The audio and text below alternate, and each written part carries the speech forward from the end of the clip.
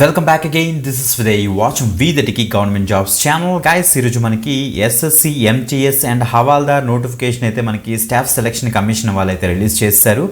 So చాలా మంచి notification guys. నేను చెప్పాలంటే ఎస్ఎస్సికి చెప్పాలంటే హ్యాట్స్ ఆఫ్ చెప్పాలి. ఎందుకంటే వాళ్ళు రిలీజ్ చేసిన క్యాలెండర్ ప్రకారమే సో ప్రతి నోటిఫికేషన్ కూడా అయితే రిలీజ్ చేస్తున్నారు. ఎస్ఎస్సి ఎంటీఎస్ మనకి 26th రిలీజ్ చేస్తారని క్యాలెండర్లో ఇచ్చారు. 26th వీళ్ళైతే రిలీజ్ చేశారు. చాలా హ్యాపీ. సో ఈ రోజు మనకి చూస్తే SSC MTS and havildar notification అయితే రిలీజ్ చేస్తారని చెప్పాను కదా. సో దీనికి ఒక బెస్ట్ పార్ట్ ఏంటంటే మన తెలుగులోనే మనం అయితే ఎగ్జామినేషన్ అయితే రాయొచ్చు. దీనికి ఇంకొక బెస్ట్ పార్ట్ ఏంటంటే మీరు 10th క్లాస్ పాస్ అవుతే చాలు, మీరు బోత్ మేల్ అండ్ ఫీమేల్ అందరూ కూడా అప్లై అయితే చేసుకోవచ్చు అనమాట. సో గైస్, మనకి లాస్ట్ డేట్ కూడా ఇచ్చేసారు. 24th జూలై కల్లా మీరు అప్లై అయితే చేసుకోవాలి. ఆన్లైన్ అప్లికేషన్ కూడా స్టార్ట్ అయిపోయింది. అన్ని డీటెయిల్స్ క్లియర్గా అయితే డిస్కస్ చేద్దాం. బిఫోర్ దట్ కంపల్సరీ లైక్ చేయండి, షేర్ చేయండి. ఒక న్యూ వ్యూవర్ అయితే తప్పకుండా సబ్స్క్రైబ్ చేసుకుని పక్కన బెల్ ఐకాన్ ఇచ్చేసి ఆల్ ప్రెసెస్ పెట్టుకోండి. రెగ్యులర్గా మేము గవర్నమెంట్ జాబ్ అప్డేట్స్ అయితే ఇస్తున్నాం. ఈ యొక్క ఛానల్లోని రెగ్యులర్గా ఫాలో అవ్వండి. ఈ యొక్క ఛానల్ ఎక్కువ మంది షేర్ చేసి సపోర్ట్ చేయండి. ఓకే, వీడియో డిస్క్రిప్షన్ ఉన్న లింక్ మీద క్లిక్ చేసిన తర్వాత యాక్చువల్ పేజ్లోకి అయితే రీడైట్ అయితే అవుతుంది. వీదటికి పేజ్ మీకు చూపిస్తాను చూడండి ఒకసారి. వీదటికి.com లోకి అయితే రీడైట్ అయితే అవుతుంది. SSC MTS recruitment 2025 notification. ఈ యొక్క డీటెయిల్స్ నీటికి ఇచ్చాం. మీరు కావాలంటే ఇక్కడ కూడా చెక్ చేసుకోవచ్చు. బట్ మీకు అఫీషియల్గా మనకి ఎస్ఎస్సి యొక్క అఫీషియల్ వెబ్సైట్లోనే మీకు అయితే నీట్గా ఓపెన్ చేసి చూపిస్తాను. నోటిఫికేషన్ లింక్ రెడ్ కలర్ ఉంది, అప్లై లింక్ రెడ్ కలర్ ఉంది. వీటిని క్లిక్ చేసి మీరు చక్కగా అయితే అప్లై చేసుకోవచ్చు. అప్లై మీద క్లిక్ చేసిన వెంటనే మనకి మన యొక్క పేజ్లోకి అయితే వచ్చేస్తాం అన్నమాట. ఇక్కడ చూడండి, మనకి స్టాఫ్ సెలక్షన్ కమిషన్ యొక్క అఫీషియల్ పేజ్ ఇది. ఎడ్యుకేషన్ పర్పస్ గురించి క్లియర్ కట్గా అన్ని కూడా మీకు క్లియర్ కట్గా అయితే చూపిస్తాను చూడండి ఒకసారి. ఇక చెక్ చేసుకోవచ్చు. మనకి June 26, 2025 new notice for multi tasking non technical staff and havildar CBIC and CBN examination 2025. ఈ యొక్క పీడిఎఫ్ మనం ఎక్స్ప్లోర్ చేద్దాం. దానికన్నా ముందు మీరు ఇక్కడ అప్లై మీద క్లిక్ చేశారంటే వెంటనే మనకి ఇక్కడ క్లియర్ కనిపిస్తుంది చూడండి ఒకసారి. మనకి ఇక్కడ multi tasking non technical examination ఇక్కడ అప్లై మీకు ఇచ్చేసిన తర్వాత మనం ఒక OTR మనం రెడీ అయితే చేసుకోవాలి. ఫస్ట్ రిజిస్ట్రేషన్ అయితే కంప్లీట్ చేసుకోవాలి. ఆ రిజిస్ట్రేషన్ కంప్లీట్ అయిపోయిన తర్వాత లాగిన్ చేసి అప్లై అయితే చేసుకోవచ్చు. ఇండివిజువల్ ప్రాసెస్ అంతా కూడా మనకి నోటిఫికేషన్ ఇచ్చారు. అవన్నీ కూడా మీకు చూపిస్తాను. ఇప్పుడు నోటిఫికేషన్ నేనైతే ఓపెన్ చేసి చూపిస్తాను. దిస్ ఇస్ అవర్ నోటిఫికేషన్ అనమాట. మీరు ఇక్కడ చెక్ చేసుకోవచ్చు. Government of India minister of personnel and public grievances and pension department కింద అయితే వస్తుందన్నమాట. మీరు ఇక్కడ చెక్ చేసుకుంటే నోటీస్లో multi tasking non technical staff and havildar CBIC and CBN examination 2025 mention చేశారు. మీరు ఇక్కడ చెక్ చేసుకుంటే 26th జూన్ నుంచి 24th జూలై వరకు మనకైతే ఆన్లైన్ అప్లికేషన్స్ వీళ్ళైతే యాక్సెప్ట్ చేస్తారు. అప్లికేషన్ మీద మీరైతే అప్లై అయితే చేసుకోవాలి. ఆన్లైన్ అప్లికేషన్ మనకి చూస్తే లాస్ట్ డేట్ చూస్తే 27th జూలై. నెక్స్ట్ ఇక్కడ చూడండి, మనకి లాస్ట్ డేట్ ఆఫ్ ఫీ పేమెంట్కి ఏమో 25th జూలై వరకు ఇచ్చారు. దాన్ని బట్టి మీరైతే ఫీజు అయితే పే చేయాల్సి వస్తుంది. Next windows for application form correction. కొంతమంది తప్పు అప్లికేషన్లో ఫిల్ చేసి ఉంటారు కదా. సో అలాంటి వాళ్ళకి కరెక్షన్ కోసం మనకి 29 and 31st జూలై వరకు మనకైతే ఇస్తున్నారు అనమాట. సో అప్పుడు కూడా మీరైతే అప్డేట్ చేసుకోవచ్చు. ఇంకా మనకి కంప్యూటర్ బేస్ ఎగ్జామినేషన్ ఫస్ట్ ఉంటుంది కదా, అందులో మనకి చూస్తే 20th సెప్టెంబర్ నుంచి 24th అక్టోబర్ వరకు మనకి అయితే ఫేజెస్ వైజ్ అయితే జరుగుతాయి. మీకు తెలిసిందే. సో మీకు ఏమైనా డౌట్స్ ఉంటే టోల్ ఫ్రీ నెంబర్కి అయితే కాల్ చేసి అయితే కనుక్కోవచ్చు. మీరు ఇంకా క్లియర్ కట్ డీటెయిల్స్ ఇక్కడ ఎక్స్ప్లోర్ చేద్దాం చూడండి ఒకసారి. For the recruitment of multi tasking non technical staff in pay level 1 as per pay matrix 7th pay commission base చేసుకొని మనకి group C non gazetted and non ministerial పోస్ట్కి వీళ్ళైతే present hiring అయితే చేస్తారన్నమాట. Different ministries, different departments and ఆఫీసెస్లోని government constitutional bodies and statutory bodies and ట్రిబ్యునల్స్లోని మనం recruit అయ్యే విధంగా వీళ్ళైతే చేస్తున్నారన్నమాట. ఇంకా చూస్తే in different states and union టెరిటరీలో కూడా మనకైతే పొజిషన్స్ అయితే ఉంటాయి. సో గైస్, బాగా అబ్జర్వ్ చేయండి. మనకి 7th పే కమిషన్ బేస్ చేసుకుని మనకి ప్యాకేజ్ ఒక 35,000 per month వరకు మనకి ఇనీషియల్గా ఒక ఫ్రెషర్కి అయితే వచ్చే ఛాన్స్ అవుతుంది. గుర్తుపెట్టుకోండి గైస్. ఇంకా హవాల్దార్ చూస్తే మనకి pay level 1 as per the pay matrix 7th pay commission ఉంటుంది. ఇది కూడా అంతే మనకి నాన్ గెజిటెడ్ గ్రూప్ సి రోల్సే. సో మనకి కరెక్ట్గా చూస్తే customs and central bureau of narcotics and అందులో మీరు వర్క్ చేసేయడానికి ఈ హవాల్దార్ పొజిషన్కి అయితే వీళ్ళు ప్రెసెంట్ రిక్రూట్మెంట్ అయితే మనకైతే రిలీజ్ చేశారన్నమాట. మీరు ఇక్కడ చెక్ చేసుకోవచ్చు. ఇక వేకెన్సీస్ విషయానికి వస్తే హవాల్దార్ సిబిఐసి అండ్ సిబిఎన్కి మాత్రం వీళ్ళైతే ఫస్ట్ ఇచ్చేశారు 1075 వేకెన్సీస్ అనేసి. ఎంటీఎస్కి వచ్చేటప్పటికి మనకి వేకెన్సీస్ బీమ్ కలెక్టెడ్ అనేసి ఇచ్చారు. ఇంకా కలెక్ట్ చేస్తున్నారన్నమాట. సో అది ఇంకా చాలా బెటర్గా అయితే ఉంటుంది. లాస్ట్ ఇయర్ చాలా బెటర్గా ఇచ్చారు. ఇప్పుడు మనకి ఒక 8,000 నుంచి 10,000 వరకు కూడా వేరే ఛాన్స్ ఉంది. రెండు కలుపుకొని నేనైతే ఎక్స్పెక్ట్ చేస్తున్నాను. It's not confirm, but once once confirm అయిన తర్వాత మన ఇక్కడ టెలిగ్రామ్ ఛానల్, ఇన్స్టాగ్రామ్ పేజ్లో మనం అయితే అప్డేట్ ఇద్దాం. అక్కడ నుంచి కూడా మీరైతే డీటెయిల్స్ అయితే యాక్సెస్ చేసుకోవచ్చు. వీడియో డిస్క్రిప్షన్ ఉంటుంది, అక్కడ నుంచి అయితే యాక్సెస్ చేసుకొని మనకి సోషల్ మీడియా లింక్స్ అన్ని కూడా. ఎలిజిబిలిటీ కేటగిరీలో ఫస్ట్ ఎలిజిబిలిటీ ఏంటి, మనకి ఇండియన్ నేషనల్ అయితే ఉండాలి. ఇండియన్ నేషనల్ అయితే సరిపోతుంది, మీరు దీనికి అయితే అప్లై చేసుకోవచ్చు. ఇంకా ఏజ్ విషయం మెయిన్. సో ఏజ్ విషయానికి వస్తే మనకి 1 ఆగస్ట్ 2025 కల్లా మినిమం 18 నుంచి మాక్సిమం 25 ఇయర్స్ వరకు ఉన్న క్యాండిడేట్స్ ఎవరైతే ఉన్నారో వాళ్ళందరూ దీనికి అయితే అప్లై అయితే చేసుకోవచ్చు. The candidates born not before, ఈ యొక్క డేట్ ఇచ్చారు, ఈ బిఫోర్ పుట్టకూడదు. సో నాట్ లేటర్ దెన్, ఈ యొక్క డేట్ ఇచ్చారు చూడండి, ఈ యొక్క డేట్ తర్వాత పుట్టకూడదు. ఇన్ బిట్వీన్ పుట్టిన వాళ్ళు ఎవరైతే ఉన్నారో వాళ్ళు దీనికి అయితే అప్లై అయితే చేసుకోవచ్చు అని క్లియర్గా మెన్షన్ చేశారు. అదే మీరు హవాల్దార్కి అప్లై చేసుకునేటట్టయితే మీకు 18 ఇయర్స్ నుంచి మాక్సిమం 27 ఇయర్స్ వరకు కూడా మనకైతే ఉంటుంది. ఈ 2 డేట్స్ గుర్తుపెట్టుకోండి. సో 2 ఆగస్ట్ 1998, 1 ఆగస్ట్ 2007 మధ్యలో పుట్టిన వాళ్ళు ఎవరైతే ఉన్నారో వాళ్ళందరూ కూడా దీనికి అయితే అప్లై చేసుకోవడానికి అయితే అవుతుంది. సో గుర్తుపెట్టుకోండి గైస్. అదే మనకి as per the government norms మనకి ఏజ్ రిలాక్సేషన్స్ అయితే ఉంటాయి. ఎస్సీ ఎస్టీకి ఏమో 5 ఇయర్స్, ఓబీసీకి 3 ఇయర్స్, పీడబ్ల్యూబీడీ అన్రిజర్వ్డ్ ఈడబ్ల్యూఎస్కి వచ్చేటికి 10 years, OBC 13 years, SC ST 15 years అయితే ఉంటుంది. ఎక్స్ సర్వీస్ మ్యాన్కి ఏమో 3 ఇయర్స్ ఆఫ్టర్ డిడక్షన్ అయితే ఉంటుంది, తెలిసిందే విషయం. యాజ్ పర్ ది గవర్నమెంట్ నామ్సే మనకి అన్ని కూడా నీట్గా ఇస్తారు, ఎందుకంటే ఎస్ఎస్సీకి ఎప్పుడు కూడా same age criteria and age relaxation criterias అయితే ఉంటాయి. ఇక ఎడ్యుకేషన్ క్వాలిఫికేషన్ విషయానికి వస్తే మనకి ఏజ్ ఆల్రెడీ చెప్పేసాను మీకు. మెట్రికులేషన్ ఎగ్జామినేషన్ నేను ఆల్రెడీ తమ్నైల్లో పెట్టాను, మీరు 10th పాస్ అయితే చాలు, మీరు బోత్ మేల్ అండ్ ఫీమేల్ అందరూ కూడా అప్లై అయితే చేసుకోవచ్చు అనేసి. సో గుర్తుపెట్టుకోండి గైస్, 10th పాస్ అయి ఉండాలి మీరు. కట్ ఆఫ్ డేట్ మనకి అయితే ఇచ్చారు ఈ డేట్ కల్లా, అది మాత్రం గుర్తుపెట్టుకోండి. హౌ టు అప్లై విషయానికి వస్తే వీడియో స్టార్టింగ్లోనే మీకు అయితే చూపించాను.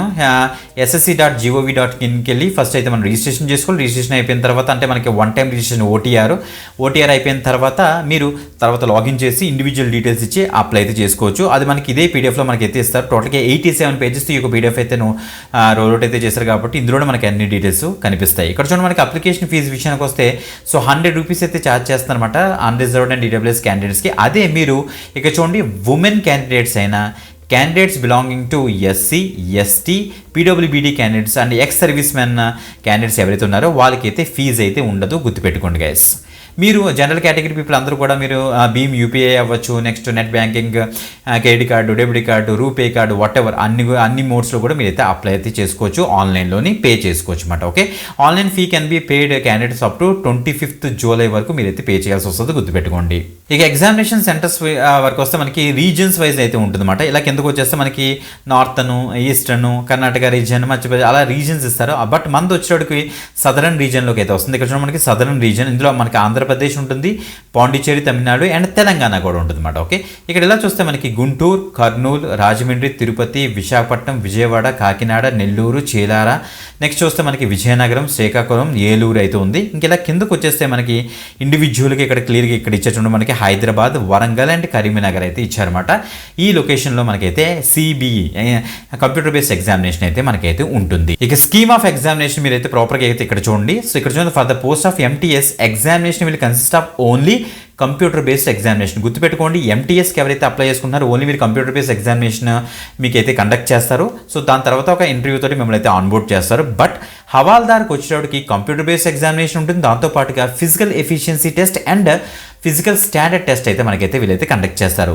మీరు కంప్యూటర్ బేస్డ్ ఎగ్జామినేషన్లో మనకి ఇంకొక బెస్ట్ పార్ట్ ఏంటంటే 13 రీజనల్ లాంగ్వేజ్లోని వీళ్ళైతే కండక్ట్ చేస్తున్నారు గైస్. అందులో మనకి తెలుగు లాంగ్వేజ్ కూడా ఉంది, అందుకే తమ్నైల్లో మీరు తెలుగులో కూడా రాత పరీక్ష రాయొచ్చు అని పెట్టానమాట, మీరు ఇక్కడ చెక్ చేసుకోవచ్చు. ఇక కంప్యూటర్ బేస్డ్ ఎగ్జామినేషన్ అసలు ఎలా డివైడ్ చేశారు అన్ని కూడా మనం ఇక్కడ చూస్తే ఇక్కడ మనకి ఇచ్చారు సెషన్ 1 అండ్ సెషన్ 2 సెషన్స్ అయితే ఉంటాయన్నమాట.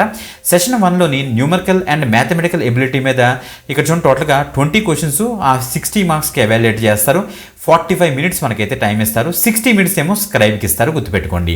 నెక్స్ట్ ఇక్కడ చూడండి మనకి reasoning ability and problem solving మీద కూడా మనకైతే 20 క్వశ్చన్స్ 60 మార్క్స్కి ఎవాల్యుయేట్ అయితే చేస్తారు. అంటే టోటల్గా చూస్తే ఇక్కడ 120 మార్క్స్కి మనకైతే ఎవాల్యుయేట్ చేస్తారని క్లియర్గా తెలుస్తుంది ఇక్కడ.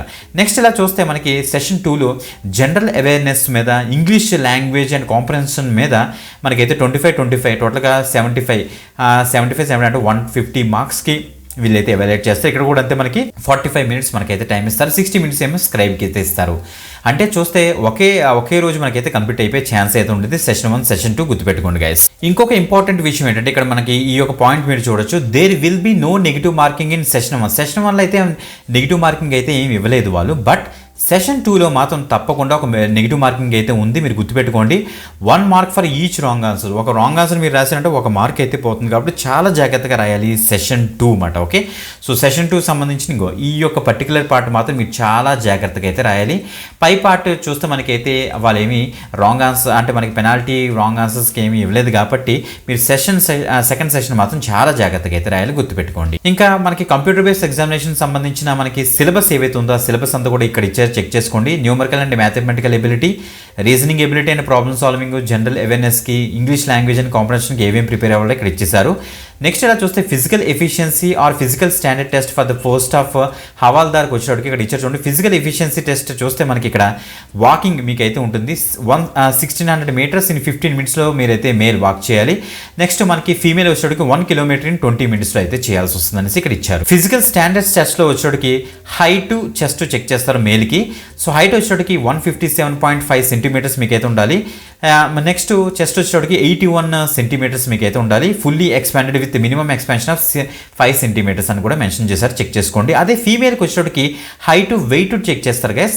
సో 152 సెంటీమీటర్స్ మనకైతే హైట్ అయితే ఉండాలి, మీరు 48 కేజీస్ అయితే మీకు వెయిట్ అయితే ఉండాలి. సో ఇది ఫిజికల్ స్టాండర్డ్ టెస్ట్ అనమాట. అది అయిపోయిన తర్వాత మనకైతే డాక్యుమెంట్ వెరిఫికేషన్ చేసి మనకైతే సో ఒక స్మాల్ ఇంటర్వ్యూతో మనల్ని అయితే ఆన్ బోర్డ్ అయితే చేస్తారు. యాక్చువల్గా ఇన్ఫర్మేషన్ అయితే ఇది 87 పేజెస్ ఈ యొక్క పీడిఎఫ్ అయితే ఉంది. మీకు కావాల్సిన అన్ని డాక్యుమెంట్స్, క్యాస్ట్ సర్టిఫికేట్ కావాల్సిన, ఇన్కమ్ సర్టిఫికేట్ కావాల్సిన అన్ని కూడా ఫార్మేట్స్ మనకి ఇదే పీడిఎఫ్లో నీట్గా ఇచ్చేసారు, మీరు ఇక్కడ చెక్ చేసుకోవచ్చు. ఇప్పుడు మనకి అప్లికేషన్ ప్రాసెస్ విషయానికి వస్తే ఫస్ట్ మనం అయితే ఓటీఆర్ 1 టైం రిజిస్ట్రేషన్ మీరైతే చేసుకోవాలి. దానికోసం మీ యొక్క personal details, password creation, additional details, declaration అయితే మీరైతే ఇవ్వాల్సి వస్తుంది. దానికి ఏమేం పేజెస్ ఉంటాయనేసి కూడా ఈ వీళ్ళు ఇచ్చేసారు. అసలు ఓటీఆర్ అసలు ఎలా చేయాలనేసి మీరు ఇక్కడ చెక్ చేసుకోవచ్చు. దానికి సెపరేట్గా అప్లికేషన్ ప్రాసెస్ ఏం అవసరం లేదు గైస్, ఎందుకంటే వీళ్ళే ఇచ్చేసారు అసలు ఏం ఫిల్ చేయాలి, ఎలా ఫిల్ చేయాలి అనేసి మీరు దాన్ని బట్టి మీరు అర్థం చేసుకోండి, మీకు అర్థమవుతుంది. ఓకే, సో ఇంకా వన్స్ ఓటీఆర్ అయిపోయిన తర్వాత మీరు ఆన్లైన్ అప్లికేషన్ అయితే ఫిల్ చేయాలి. దానికోసం గురించి కూడా వీళ్ళైతే నీట్గా ఇదే పీడిఎఫ్లో నీట్గా అయితే ఇచ్చేసారు. సో ఏమేమి రెడీ చేసుకోవాలి, ఎలాంటి సర్టిఫికేట్ రెడీ చేసుకోవాలి, అసలు ఎలా అప్లై చేయాలి, ఎలా ఎంటర్ చేయాలి అనేసి కూడా ఇచ్చేసారు, మీరు ఇక్కడ చెక్ చేసుకోవచ్చు. ఫస్ట్ మనమైతే పర్సనల్ డీటెయిల్స్ అయితే ఎంటర్ చేస్తామట, అది ఇక్కడ ఇచ్చారు. తర్వాత ఎడ్యుకేషన్ డీటెయిల్స్ ఎంటర్ చేస్తామట. తర్వాత ఎడిషనల్ డీటెయిల్స్, మనకి ఎడిషనల్ డీటెయిల్స్ అంటే మనకి చూడొచ్చు ఎక్స్ సర్వీస్ మ్యాన్కి సంబంధించి, నెక్స్ట్ ఏజ్ రిలాక్సేషన్ సంబంధించి డీటెయిల్స్ అయితే ఇస్తారు. తర్వాత ఎడిషనల్ డీటెయిల్స్ 2 ఉంటుంది. ఇక్కడ కూడా అంతే మనకి ప్రిఫరెన్సెస్ ఇవ్వాలి, ఎగ్జామినేషన్ ప్రిఫరెన్సెస్. నెక్స్ట్ మీ యొక్క రిక్విజిట్ సర్టిఫికేట్స్ ఏముంటే అది అప్లోడ్ అయితే చేస్తారు. Next upload photograph and signature, మీ యొక్క ఫోటోగ్రాఫ్ సిగ్నేచర్ అయితే అప్లోడ్ అయితే చేయాల్సి వస్తుంది. నెక్స్ట్ ప్రివ్యూ ఫామ్, మీ యొక్క ఫామ్ అంతా ఒకసారి ప్రివ్యూ చెక్ చేసుకుని అంతా కూడా కరెక్ట్గా ఎంటర్ చేశారా లేదా నీట్గా కరెక్ట్గా చెక్ చేసుకున్న తర్వాత మనమైతే సబ్మిషన్లోకి అయితే వెళ్తాం అన్నమాట. తర్వాత మనం ఒక డిక్లరేషన్ అయితే ఇవ్వాలి. సో డిక్లరేషన్ ఇచ్చేసి సబ్మిట్ మీద ఇచ్చేస్తే సరిపోతుంది. మన యొక్క ఫోటోగ్రాఫ్ అసలు ఎలా ఉండాలి, ఏది కరెక్ట్ మెథడ్ అనేసి కూడా నీట్గా ఇక్కడ ఇచ్చారు. సో రాంగ్ మెథడ్ ఇలాంటివి ఎక్కడ కూడా వాళ్ళైతే యాక్సెప్ట్ చేయరన్నమాట, అది మాత్రం గుర్తుపెట్టుకోండి. అండ్ మనకు కావాల్సిన ఏజ్ రిలేషన్స్ సంబంధించిన ఫార్మాట్స్ అన్ని కూడా ఇదే పీడిఎఫ్లో అయితే ఇచ్చారు, మీరు ఇక్కడ చెక్ చేసుకోవచ్చు. వీడియో డిస్క్రిప్షన్ లింక్ మీకు ఇచ్చేసి మీ notification link and application link అయితే ఇక్కడ నుంచి అయితే యాక్సెస్ చేసుకోండి. ఇదే రోజు ఇంకొక ఎక్సలెంట్ గవర్నమెంట్ జాబ్ అప్డేట్తో మళ్ళీ కలుద్దాం, అంతవరకు సెలవు. సో మన యొక్క ఛానల్ రెగ్యులర్గా ఫాలో అవ్వండి, వీడియో డిస్క్రిప్షన్ అన్ని లింక్స్ ఉంటాయి. Okay, bye bye.